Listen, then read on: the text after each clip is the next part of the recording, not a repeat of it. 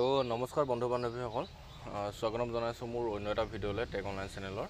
তো আজি মই আপোনালোকক জনাম যে APDCLৰ যিটো স্মাৰ্ট মিটাৰ হয় সেইটো ৰিচাৰ্জ কেনেদৰে আপোনালোকে কৰিব পাৰে। কিছু লোকৰটো মাই বিজুলী যিটো এপ হয় সেই মাই বিজুলী এপতে আপোনালোকে ৰিচাৰ্জটো চাব পাৰে বা কৰিব পাৰে। কাৰণ মানে ইয়াতে আপোনালোকৰ এড নিউ কনজিউমাৰ কৰিব, ইয়াতে কনজিউমাৰ নম্বৰটো দি চাৰ্চ কৰাৰ লগালগ আপোনাৰ যিটো ৰেজিষ্টাৰ্ড মোবাইল নম্বৰ হয়, মানে যিটো আপোনালোকৰ একাউণ্ট খোলোতে যিটো মোবাইল নম্বৰ দিছিলে সেই মোবাইল নম্বৰটো ইয়াতে অট'মেটিক আহি যাব। চ' আৰু সেইটোলৈ এটা OTP যাব, সেই OTPটো ফিল কৰাৰ পিছত লগইন হৈ যাব।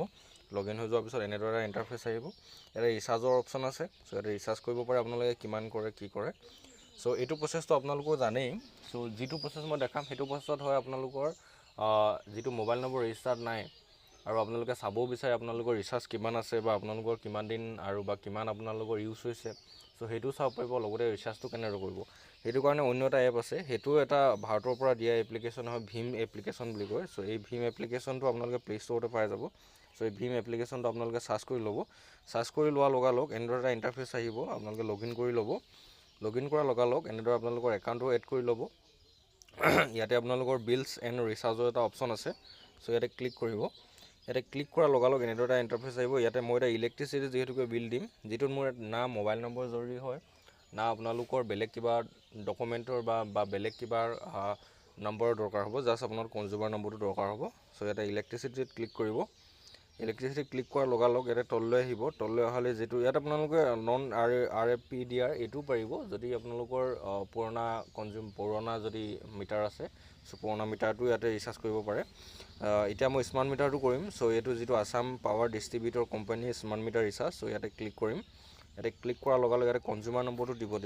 ইয়াতে কনজিউমাৰ নম্বৰটো আপোনালোকে লিখি দিব, যে কনজিউমাৰ নম্বৰ হয়। মই এটা লিখি দিছোঁ।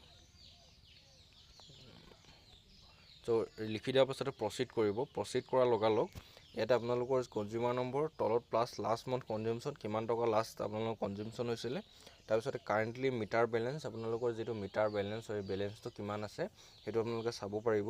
আৰু ইয়াতে কিমান টকা এমাউণ্ট আপোনালোকে ৰিচাৰ্জ কৰিব বিচাৰে। চ' যিহেতুকে মই এতিয়া 100 টকা এটা ৰিচাৰ্জ কৰিম। চ' ইয়াতে 100 দিছোঁ আৰু ইয়াতে পে' কৰিব।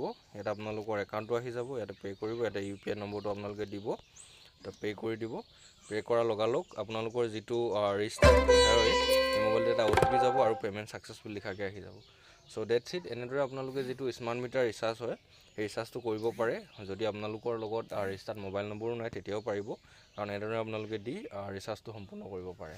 Thank U.